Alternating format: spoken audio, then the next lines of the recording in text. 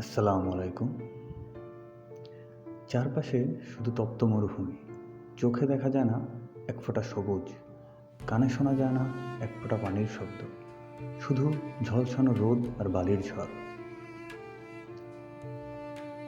আল্লাহর উপর ভরসা, ধৈর্য আর ইমানের ফলেই এই নির্জন জায়গাতে সৃষ্টি হয়েছিল জমজম কূপ। এই ভিডিওতে আমরা জানব জমজম কূপের সৃষ্টি, জানা অজানা তথ্য এবং এর ফজিলত। আল্লাহর নির্দেশে ইব্রাহিম আলাইসাল্লাম তার স্ত্রী হাজেরা আলাইসাল্লাম ও শিশু ইসমাইল আলাইসাল্লামকে নিয়ে বেরিয়ে পড়লেন। তখন ইসমাইল আলাইসাল্লাম ছিলেন দুধের শিশু। ইব্রাহিম আলাইসাল্লাম তাদের নিয়ে হাঁটতে হাঁটতে এসে পৌঁছলেন কাবার কাছাকাছি একটা জায়গায়, যেখানে তখন কোনো মানুষ ছিল না, কোনো পানি ছিল না, কোনো জীবন ছিল না, ছিল শুধু ধুধু মরুভূমি।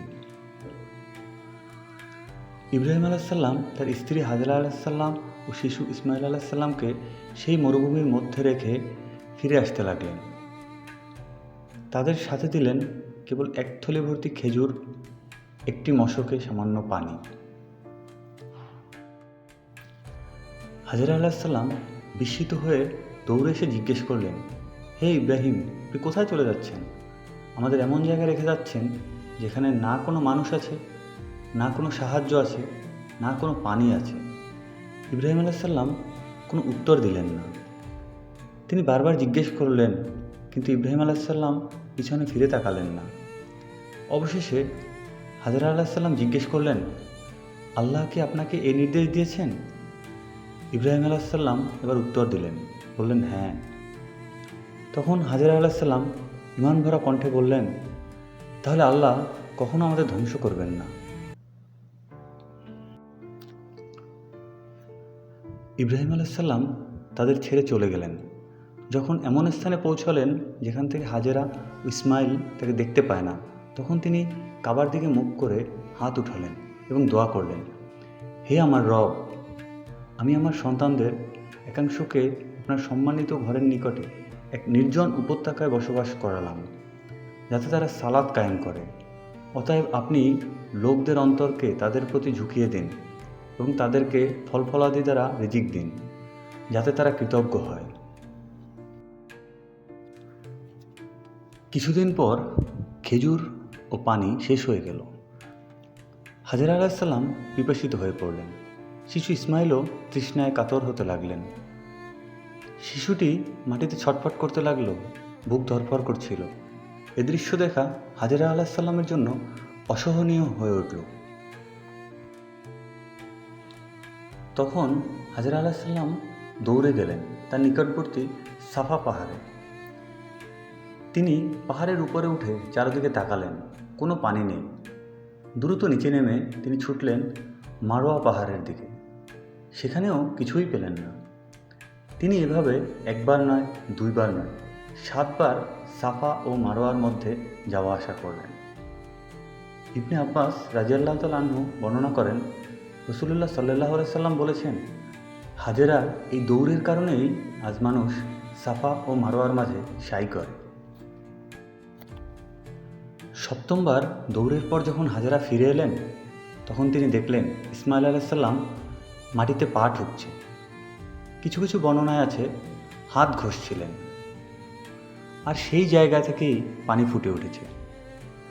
হাজেরা দৌড়ে গিয়ে পানি জড়ো করতে লাগলেন এবং বললেন, জম জম, অর্থাৎ থামো থামো। তিনি পানির চারপাশে মাটি দিয়ে আটকে রাখলেন। রাসূলুল্লাহ সাল্লাল্লাহু আলাইহি সাল্লাম বলেছেন, আল্লাহ ইসমাইলের মায়ের প্রতি দয়া করুন। যদি তিনি পানি আটকে না রাখতেন তবে তা এক বিশাল নদী হয়ে যেত। এভাবেই সৃষ্টি হলো বরকতময় জমজম কূপ। প্রিয় দর্শক, জমজম কূপের এই অলৌকিক সৃষ্টি আমাদের শেখায়, আল্লাহর উপর ভরসা রাখলে কোনো বিপদ আপদেই হতাশ হওয়া যায় না। হাজেরা আলাইসাল্লামের ধৈর্য, আশা আর ত্যাগের ফলেই আজ লক্ষ কোটি মুসলমান এই পানি পান করছে। আমরা সবাই আল্লাহর কাছে দোয়া করি যেন তিনি আমাদের জীবনে যে কোনো কষ্টে ধৈর্য ধরার শক্তি দেন আর ঈমানের সাথে বেঁচে থাকার তৌফিক দান করেন। যারা হজ করতে যান তারা আজও সাফা ও মারোয়ার মধ্যে 7 বার দৌড়ে হাজেরা আলাইসাল্লাম এর এই মহান ত্যাগের স্মৃতি মনে করেন। আল্লাহ আমাদের সকলকে জমজম পানির বরকত দান করুন, আমিন। জমজমের ফজিলত। ইবনে মাজাহ বর্ণিত আছে, জমজমের পানি যে নিয়তে পান করা হয় আল্লাহ তা পূরণ করেন।